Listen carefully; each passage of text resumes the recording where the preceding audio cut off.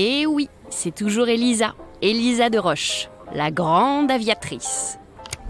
Bon, je suis bien placée pour savoir à quel point les femmes ont été invisibilisées dans l'histoire, quand il était question de voler ou d'inventer, écartées de la conquête spatiale, supprimées de l'histoire du progrès. Vous me connaissiez avant cette visite ? Non, voilà.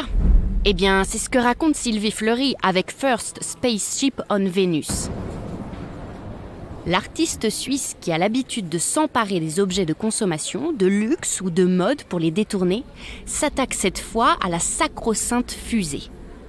Dans cette série qu'elle a commencée dans les années 90, elle utilise les navettes spatiales pour explorer les questions de genre et les fantasmes liés à la conquête de l'espace. Les femmes n'avaient déjà pas leur place sur Terre, on n'allait pas leur laisser dans les airs. Voilà ce qu'elle dénonce. Avec un humour facétieux, elle se joue des codes et transforme cette fusée en rouge à lèvres géant aussi rose que fluo. En fait, elle déconstruit l'image belliqueuse et phallique de la machine en l'enrobant de références dites féminines symbolisées par cette peinture miroitante. Et puis, vous avez remarqué, elle glisse au passage un clin d'œil ironique à Vénus, planète de femmes, évidemment. Vous avez entendu mes guillemets, hein?